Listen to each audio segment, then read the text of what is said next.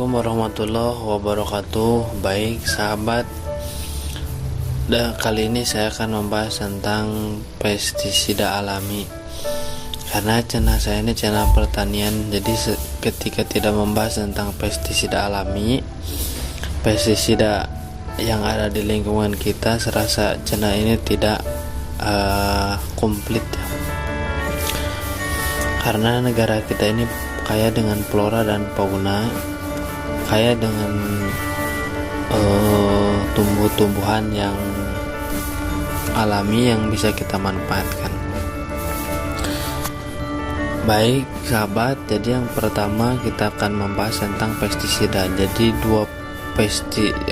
bahan-bahan pestisida ini biasa saya gunakan. Ada 5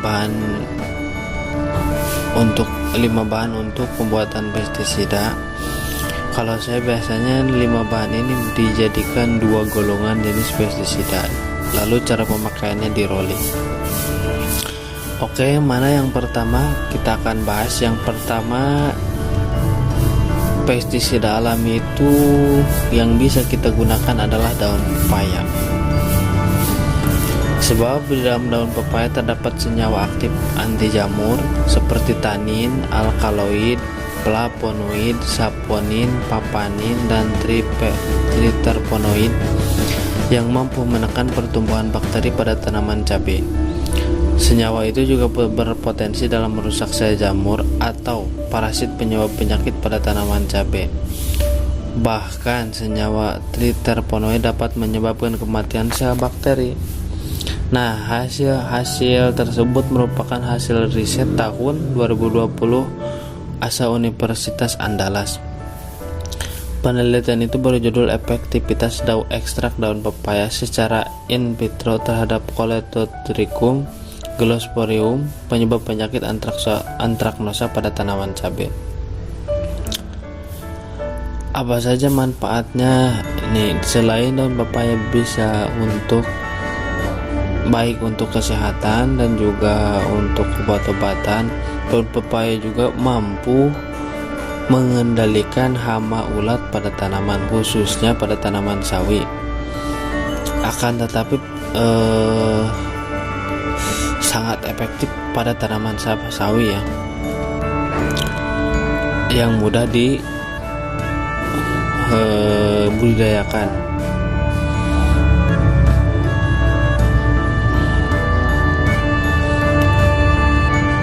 Khasiat manfaat daun pepaya tersebut temukan riset berjudul ekstrak daun pepaya sebagai biopestisida hama ulat pada tanaman sawi hijau, karya Anik Sukrisni 2018.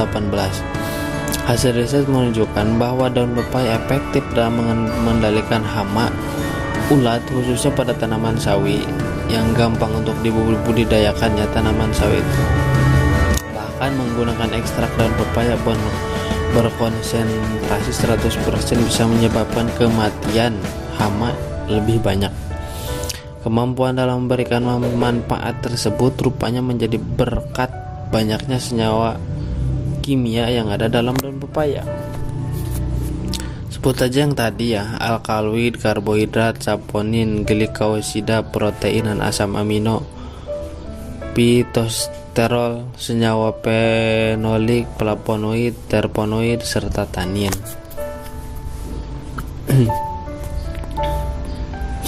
Tak hanya manfaat, daun pepaya itu juga semakin efektif karena sayuran hijau mengandung enzim protease papanin dan kimopapanin yang berperan sebagai racun bagi serangga pemakan tumbuhan. Yang kedua, mampu membasmi ulat gerayak. Dalam penelitian potensi daun pepaya karika dan pengaruhnya terhadap serangga hama, jadi bukan serangga penghisap ya. Karangan Sophia Eri Rahayu dan kawan-kawan 2019 menemukan bahwa daun pepaya bisa atasi serangga hama, khususnya ulat gerayak. Ulat gerayak ini termasuk hama yang sangat merugikan bagi petani, jadi ulat yang kecil. Hama ini dilaporkan dapat menyerang lebih dari 200 spesies tanaman, mulai dari tanaman cabai, kubis, padi, jagung, tomat, buncis, tembakau, terung, kentang, hingga kacang tanah dan kacang kedelai. Jadi banyak sekali. Nah, mampu dikendalikan dengan daun pepaya. Daun pepaya yang digunakan pun adalah jenis daun pepaya gunung ya, yang diolah menjadi ekstrak bukan daun pepaya Jepang. Meskipun penyebarannya masih terbatas, namun manfaat daun pepaya ini tetap bisa didapatkan berdasarkan hasil uji coba. Kemampuan daun pepaya gunung dalam mengatasi serangga hama disebabkan karena adanya kandungan senyawa aktif seperti alkaloid dan flavonoid. Kedua senyawa tersebut dipercaya mampu mempengaruhi pertumbuhan dan perkembangan hama ulat gerayak melalui makanannya. Alhasil, beberapa ulat gerayak yang terpapar ekstrak daun pepaya gunung berhasil dibasmi. Selain itu, khasiat daun pepaya gunung ini juga menyebabkan ulat gerayak menggagalkan pertumbuhannya. Yang ketiga, daun pepaya mampu membasmi walang sengit pada tanaman padi. Sebagai tanaman pangan utama di Indonesia ya. Keberadaan tanaman padi begitu penting untuk dibudidayakan, akan tetapi dalam prosesnya pertumbuhan tanaman ini kerap mengalami kendala berkat serangan hama seperti walang sengit. Bahkan kerusakan yang berhasil ditimbulkan dari serangga walang sengit terhadap tanaman padi ini bisa menurunkan hasil sekitar 10-40%. Jadi sangat merugikan sekali ya sahabat. Selama ini para petani mengandalkan penggunaan insektisida sistemik sebagai upaya pengendalian hama. Daun pepaya selama ini dikenal sebagai tanaman yang tak hanya bermanfaat untuk menjaga kesehatan tubuh manusia, tetapi juga bisa diolah menjadi pestisida nabati yang dianggap lebih aman terhadap lingkungan. Karena penggunaan insektisida kimia yang berlebihan bisa mengganggu ekosistem serta kesehatan manusia. Sebab kandungan senyawa-senyawa kimia di dalam tanaman pepaya yang terkandung dipercaya dapat mematikan organisme pengganggu. Dalam jurnal ilmiah berjudul Uji Efektivitas Ekstrak Daun Pepaya dan Daun Babarotan terhadap Mortalitas Hama Walang Sengit pada Tanaman Padi, khususnya pandan wangi dan ramli dan Mahendra 2019, ditemukan hasil bahwa manfaat ekstrak daun pepaya bisa menangani hama walang sengit dalam waktu hampir 2 hari ya. Hasil serupa juga ditemukan pada jurnal pemanfaatan ekstrak daun pepaya sebagai insektisida nabati pengendali walang sengit pada tanaman padi karya Listianti dan kawan-kawan 2019. Bahkan dalam jurnal tersebut disebutkan bahwa hasil daun pepaya untuk tanaman berpengaruh terhadap bobot, gabah kering sawah dan meningkatkan hasil panen. Yang keempat, jadi bahan pestisida alami. Hasil daun pepaya sendiri banyak berkaitan dengan kesehatan tubuh, namun di antara semua manfaat daun pepaya tersebut, siapa sangka daun pepaya juga bisa dijadikan pestisida untuk usir hama. Hal tersebut karena dalam getah daun pepaya terhadap kandungan enzim cysteina protise seperti papain dan kimpopain. Enzim tersebut dipercaya mampu menghasilkan senyawa golongan alkaloid, terpenoid, flavonoid, dan asam amino non-protein yang sangat beracun bagi serangga pemakan tumbuhan seperti ulat dan hama pengisap.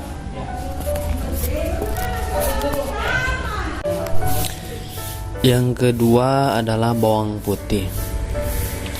Sebab kandungan nutrisi pada bawang putih, manfaat baik tersebut sebagian besar didapatkan dalam beberapa kandungan bawang putih. Di antaranya serat, protein, mangan, vitamin C, selenium, kalsium, dan antioksidan. Manfaat bawang putih mentah juga diperoleh dari senyawa sulfur yang terkandung di dalamnya. Selain manfaat di atas, Ternyata bawang putih juga bisa dimanfaatkan sebagai pestisida alami yang bisa mengendalikan hama tanaman berupa serangga. Kandungan bawang putih memiliki sifat fungisida alami untuk mengendalikan jamur pada tanaman. Yang ketiga, lada hitam atau bisa kita sebutkan merica, atau kalau dalam bahasa Sunda itu pedas ya.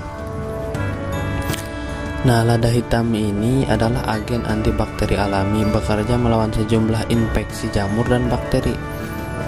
Campurkan lada hitam ke dalam tanah yang ada tanamannya, dan bakteri yang akan lebih sulit tumbuh baik dalam tanah maupun di atas tanaman. Tanaman akan menyerap senyawa lada hitam, memberikan perlindungan lebih lanjut. Yang keempat adalah penggunaan rimpang jahe, kunyit, dan lengkuas untuk mengendalikan penyakit antraknosa pada tanaman cabai, baik cabai merah ataupun cabai hijau, yang disebabkan oleh Colletotrichum dan Gliosporium. Cabai merah merupakan salah satu jenis tanaman hortikultura yang memiliki arti penting karena mempunyai nilai ekonomis yang tinggi. Salah satu penyakit pada tanaman cabai adalah antraknosa yang disebabkan oleh cendawan Colletotrichum. Penyakit antraknosa menyebabkan buah menjadi busuk sehingga produksi akan menurun dan akhirnya menimbulkan kerugian yang sangat banyak ya sahabat. Untuk pengendalian penyakit antraknosa sampai saat ini masih menggunakan fungisida kimia. Penggunaan fungisida kimia dianggap sebagai pilihan utama karena dapat mengendalikan penyakit secara cepat dan praktis. Padahal dampak negatif terhadap lingkungan yang diakibatkan oleh pemakaian fungisida kimia secara terus-menerus antara lain residunya akan berpengaruh terhadap hasil panen dan pasca panen yang bisa membahayakan bagi manusia. Maka saat ini telah banyak dikembangkan fungisida nabati karena dianggap sebagai cara pengendalian yang lebih aman dan tidak berbahaya terhadap kesehatan lingkungan. Nah, penelitian ini menggunakan ekstrak rimpang tanaman jahe, kunyit, dan lengkuas, atau lengkuas itu dalam bahasa Sunda itu laja ya sahabat, sebagai fungisida nabati untuk menekan perkembangan yang disebabkan oleh Colletotrichum. Ekstrak rimpang tersebut mengandung minyak atsiri yang bersifat anti fungi. Nah, penggunaan ekstrak rimpang tanaman sebagai fungisida nabati diharapkan mengendalikan pertumbuhan Colletotrichum. Tujuan penelitian tersebut ini adalah untuk mengetahui pengaruh ekstrak rimpang jahe kemunculan penyakit antraknosa pada tanaman cabai merah disebabkan oleh Colletotrichum. Dan untuk mengetahui jenis ekstrak dan dosis yang paling efektif untuk mengendalikan penyakit antraknosa pada tanaman cabai merah disebabkan oleh Colletotrichum. Penelitian ini dilakukan dengan menggunakan metode eksperimental dengan rancangan acak atau RAL ya, yang terdiri dari 10 perlakuan, yaitu menggunakan aquades, ekstrak rimpang jahe 5%, atau 10% dan 15%, ekstrak rimpang kunyit 5%, 10% dan 15%, ekstrak rimpang lengkuas, jadi seimbang ya. Diberikan dengan interval 3 hari ya. Setiap perlakuan diulang 4 kali sehingga terdapat 40 unit percobaan. Parameter utama yang diamati adalah intensitas penyakit, sedangkan parameter mendukung yang diamati adalah inkubasi suhu dan kelembaban serta pH. Hasil penelitian menunjukkan bahwa jenis ekstrak rimpang jahe, kunyit, dan lengkuas berpengaruh mengendalikan penyakit antraknosa pada cabai merah. Terus ekstrak rimpang jahe efektif yaitu ekstrak rimpang jahe yang efektif yaitu ekstrak rimpang jahe 5%, ekstrak rimpang kunyit 5%, dan ekstrak rimpang lengkuas 5%. Jadi artinya dalam takarannya itu seimbang. Nah, baik begitu sahabat ya, ada 6 jenis tanaman yang bisa kita gunakan di lingkungan kita. Kalau saya biasanya dicampur lengkuas, kunyit, jahe, terus daun pepaya itu dijadikan satu pestisida. Terus satu lagi saya biasa gunakan adalah bawang putih sama merica, dan dua jenis pestisida itu di rolling ya, di rolling 4 atau 3 hari sekali tergantung musim hujan. Semoga bermanfaat ya sahabat. Wassalamualaikum warahmatullahi wabarakatuh.